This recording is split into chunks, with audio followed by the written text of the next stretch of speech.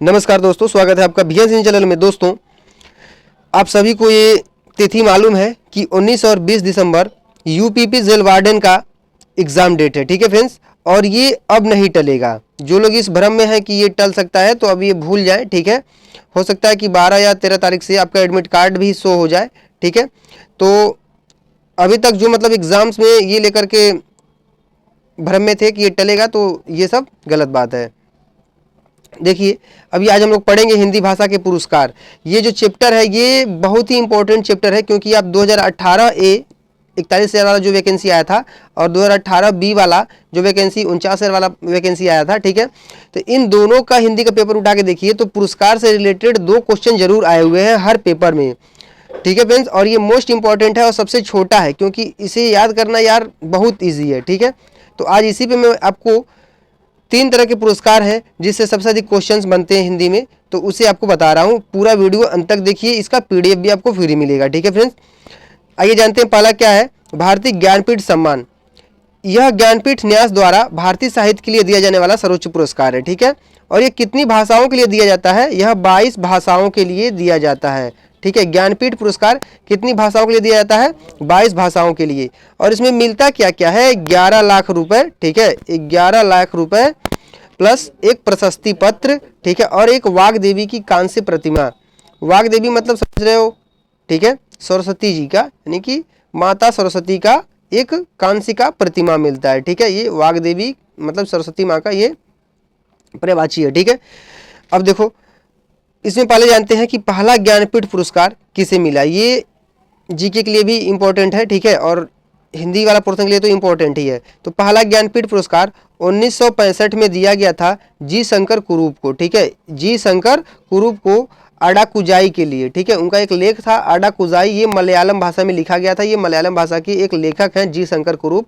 1965 में पहला ज्ञानपीठ पुरस्कार। ठीक है, अब आते हैं हिंदी के लिए जो सबसे अधिक एग्जाम्स में पूछा गया है और जहां से क्वेश्चन अभी बन सकता है इस वाले एग्जाम के लिए। ठीक है, तो सुमित्रा नंदन पंत जी हैं, इनको 1968 में दिया गया ये चिदम्बरा के लिए। ये इस साल के लिए मोस्ट इंपॉर्टेंट है, क्योंकि ठीक है, सुमित्रा नंदन पंत जी का चिदम्बरा एक इनका लेख है। ठीक है, ये इनकी कृति है चिदम्बरा। चिदम्बरा के लिए सुमित्रा नंदन पंत को, ठीक है, चिदम्बरा के लिए सुमित्रा नंदन पंत को 1968 में ज्ञानपीठ पुरस्कार मिला था। अब दूसरा क्या है? रामधारी सिंह दिनकर, इनको 1972 में उर्वशी के लिए, ठीक है, उर्वशी के लिए 1972 में रामधारी सिंह दिनकर को ज्ञानपीठ पुरस्कार दिया गया था। ठीक है, ये यूपीपी 2018 में आया हुआ क्वेश्चन है ये। और देखिए अज्ञे जी, इनका पूरा नाम क्या है? सच्चिदानंद हीरानंद वात्स्याय अज्ञे। ठीक है, इनका शॉर्टकट में अज्ञे बोलते हैं लोग। तो इनको किस कृति के लिए मिला था ज्ञानपीठ पुरस्कार? तो वो हो जाता है कितनी नावों में कितनी बार। ठीक है, कितनी नावों में कितनी बार, ये इनकी एक रचना है। कितनी नावों में कितनी बार, अज्ञे जी की, सच्चिदानंद हीरानंद वात्स्याय अज्ञे इनका पूरा नाम है। ठीक है, शॉर्टकट में अज्ञे बोलते हैं। तो कितनी नावों में कितनी बार के लिए इन्हें मिला था ये पुरस्कार? कौन सा? ज्ञानपीठ पुरस्कार। ठीक है, अब एक और है महादेवी वर्मा को किस कृति के लिए ज्ञानपीठ पुरस्कार दिया गया? तो वो है यामा। ठीक है, यामा के लिए इनकी एक लेख है यामा। ठीक है, यानी कि इनका एक कृति है यामा। यामा के लिए महादेवी वर्मा को ज्ञानपीठ पुरस्कार दिया गया था। ठीक है, अभी देखो 53वां जो ज्ञानपीठ पुरस्कार 2017 में दिया गया वो कृष्णा सोबती को दिया गया हिंदी के लिए। ठीक है, हिंदी के लिए कृष्णा सोबती को। 54वां जो था 2018 में दिया गया अमिताभ घोष को। अंग्रेजी में ये पहला ज्ञानपीठ पुरस्कार था 54वां। और 55वां जो ज्ञानपीठ पुरस्कार 2019 में किसको दिया गया है? अकित्तम अच्युतम नंबूदरी, ये मलयालम के एक लेखक हैं। ठीक है, अकित्तम अच्युतम नंबूदरी, इनको 55वां ज्ञानपीठ पुरस्कार, ठीक है, 55वां ज्ञानपीठ पुरस्कार 2019 का इनको प्रदान किया गया है। तो ये तो आपका जीके के लिए 55वां वाला मोस्ट इंपॉर्टेंट है। ये जो आपको हिंदी वाला दिख रहा है ये चारों मोस्ट इंपॉर्टेंट है, ये तो आपको याद भी हो गया होगा अब तक। ठीक है, अभी अगला जानते हैं। दूसरा जो सम्मान है वो है साहित्य अकादमी हिंदी सम्मान। ठीक है, साहित्य अकादमी हिंदी सम्मान, और ये काफ़ी लंबा है इसका लिस्ट, लेकिन इसमें से हमें केवल मोस्ट इंपॉर्टेंट ही पढ़ने हैं, जो मतलब फेमस लेखक हैं उन्हीं का ही एग्जाम्स में आता है। ठीक है, शुरुआत इसकी कब हुई थी? 1955 में। ठीक है, 1955 में इसकी शुरुआत हुई थी। ठीक है फ्रेंड्स, किसकी? साहित्य अकादमी पुरस्कार की। साहित्य अकादमी पुरस्कार की शुरुआत कब हुई थी? 1955 में। इसमें क्या क्या मिलता है? एक ताम्रपत्र होता है, ठीक है, और नगद राशि 1 लाख रुपए मिलती है। इसमें साहित्य अकादमी सम्मान के लिए नगद राशि 1 लाख रुपए और ताम्रपत्र होता है। अभी देखो, पहला जो साहित्य अकादमी था किसको दिया गया था? माखनलाल चतुर्वेदी को। ये मोस्ट इंपॉर्टेंट है। माखनलाल चतुर्वेदी को किस रचना के लिए साहित्य अकादमी से सम्मानित किया गया था? ठीक है, तो वह हिम तरंगिणी, हिम तरंगिणी, ठीक है, हिम तरंगिणी या हिम तरंगिणी, ठीक है, हिम तरंगिणी के लिए माखनलाल चतुर्वेदी को साहित्य अकादमी पुरस्कार दिया गया था। ठीक है फ्रेंड्स। अब दूसरे हैं वासुदेव शरण अग्रवाल। इनको 1956 में, शुरुआत 1955 से हुई। अब पहला किसको मिला? माखनलाल चतुर्वेदी को। किसके लिए? हिम तरंगिणी के लिए। पद्मावत संजीवनी व्याख्या, ठीक है, पद्मावत संजीवनी व्याख्या के लिए वासुदेव शरण अग्रवाल को दिया गया था। ठीक है। अभी देखो, तीसरा है राहुल सांस्कृत्यायन। ठीक है, राहुल सांस्कृत्यायन 1958 में इनको मिला था मध्य एशिया का इतिहास। ये भी इंपॉर्टेंट है, मोस्ट इंपॉर्टेंट है। राहुल सांस्कृत्यायन इनको किस रचना के लिए मिला था? मध्य एशिया का इतिहास। ठीक है।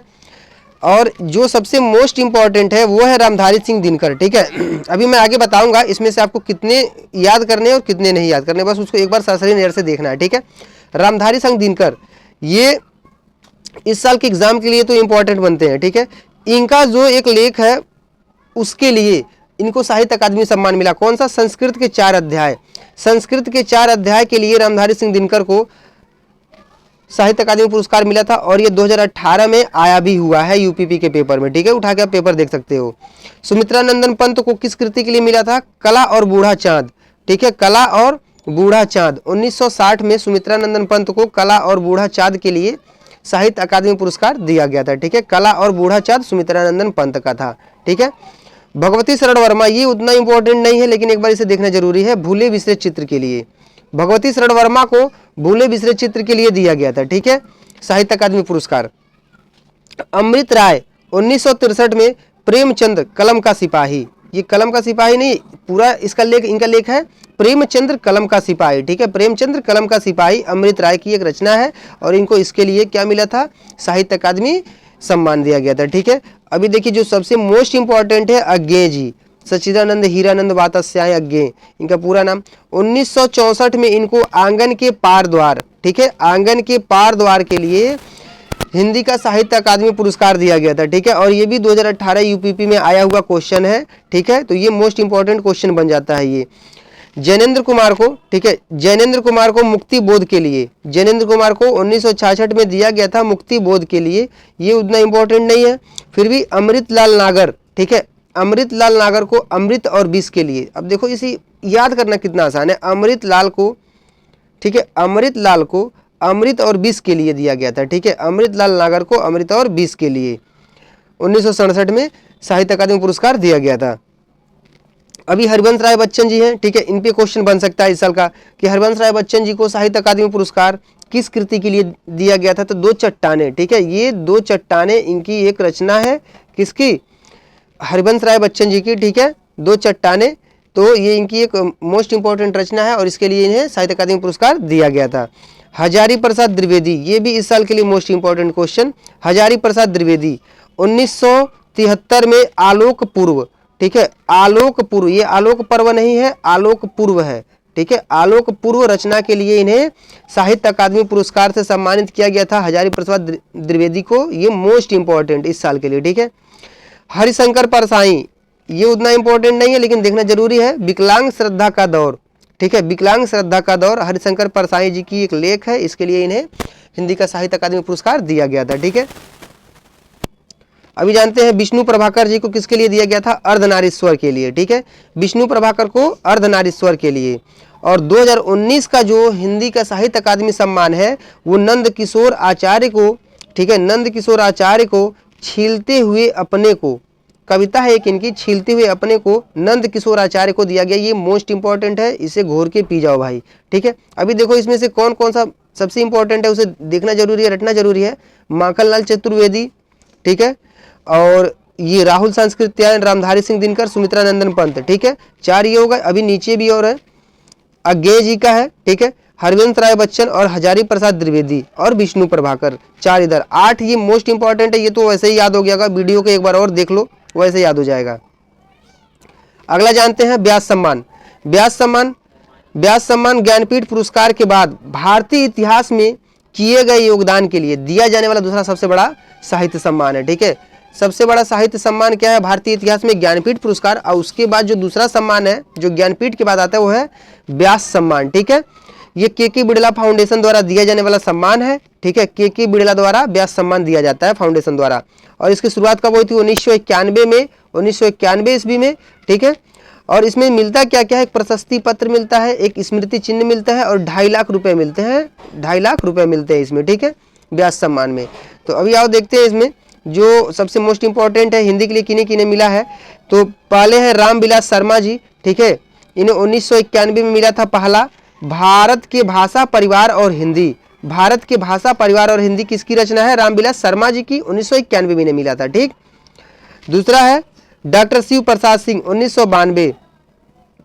1992 नीला चांद के लिए। ठीक है, नीला चांद के लिए डॉक्टर शिव प्रसाद सिंह को दिया गया था 1992 में।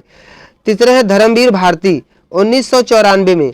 1994 में सपना के हूँ सामने, किसके सामने? सपना के हूँ सामने, धर्मवीर भारती की एक रचना है और इन्हें इसके लिए व्यास सम्मान दिया गया था 1994 में। ठीक, और 2019 का जो है वो किसको दिया गया? नासिरा शर्मा को। ठीक है, कागज की नाव, नासिरा शर्मा को कागज की नाव के लिए।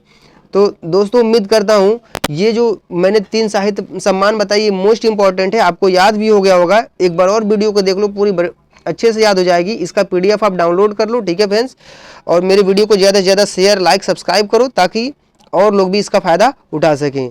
मिलते हैं फिर अगले वीडियो में। धन्यवाद फ्रेंड्स।